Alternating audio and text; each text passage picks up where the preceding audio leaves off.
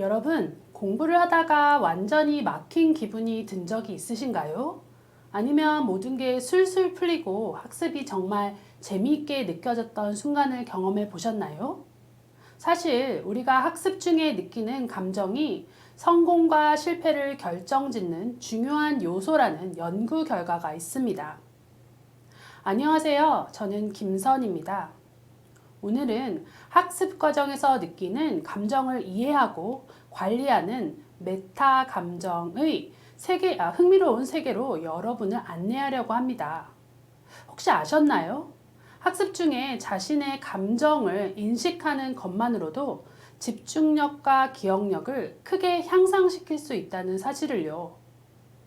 이번 영상을 끝까지 보시면 감정이 학습에 미치는 영향을 이해하는 것뿐만 아니라 이를 활용해 더 나은 결과를 얻을 수 있는 강력한 전략까지 배울 수 있습니다.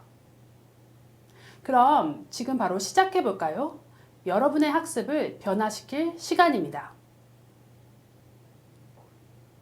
메타 감정은 학습 과정에서 느끼는 다양한 감정을 인식하고 관리하는 것을 말합니다. 이를 통해 학습 성과를 높이는 방법을 한번 알아보겠습니다. 먼저 수학 문제를 가지고 진행된 메타 인지적 감정에 대한 연구를 소개하겠습니다. 실험에서 참가자들은 두 가지를 선택할 수 있었습니다. 자신의 기억 속에서 답변을 찾아내거나 아니면 종이에 계산을 해서 답변을 찾아내는 것이었습니다.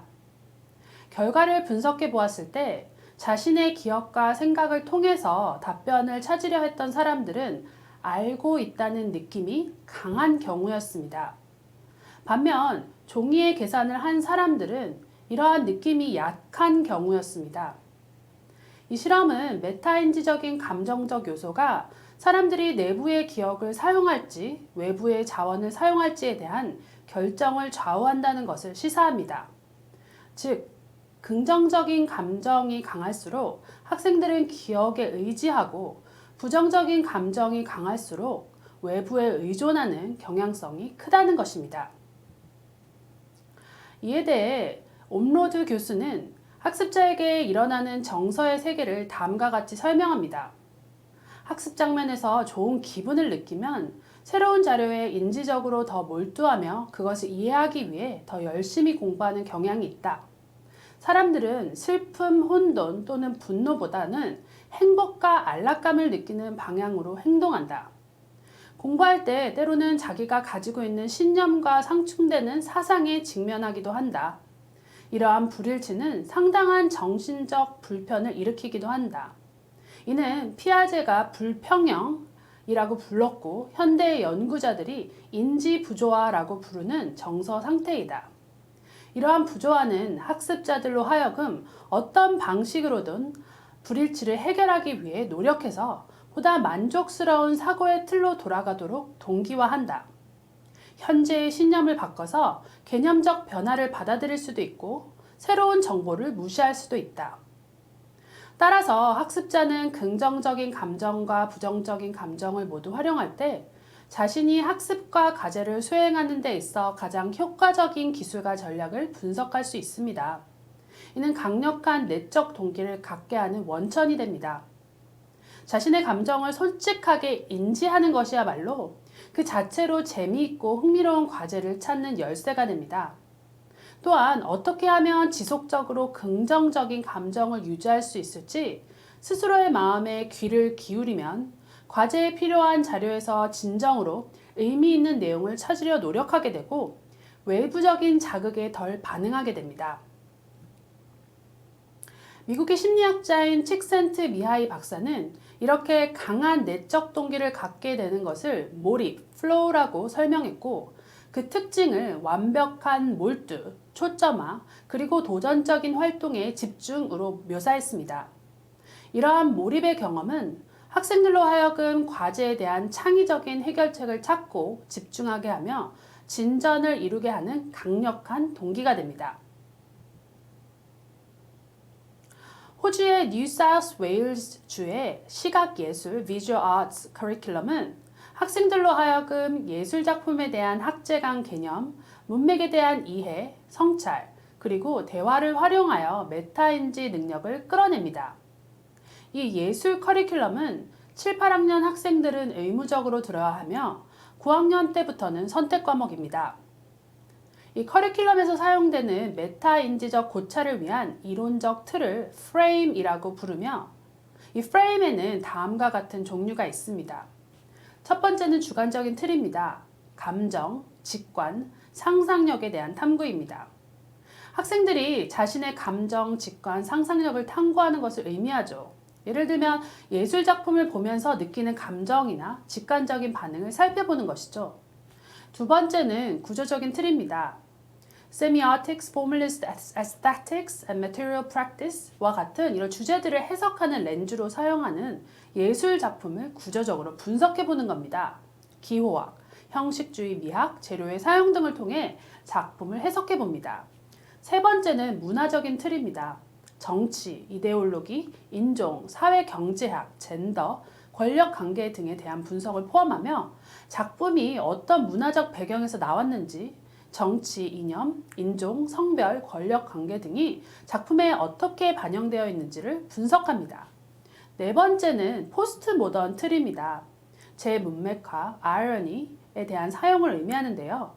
이러한 방법은 포스트 모던적인 접근으로 작품을 새로운 문맥에서 다시 해석해 보거나 기존 구조를 흔들기 위해 아이러니와 전유를 사용하는 것을 의미합니다.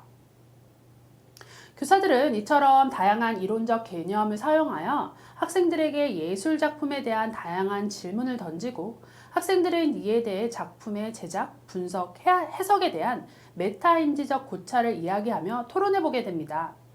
작품에 대한 분석은 작품 자체, 작가, 세계, 그리고 대중 이렇게 네 가지 분야에서 진행됩니다. 이를 통해 학생들은 예술 세계에 존재하는 다양한 관계에 대해 생각해 보게 됩니다.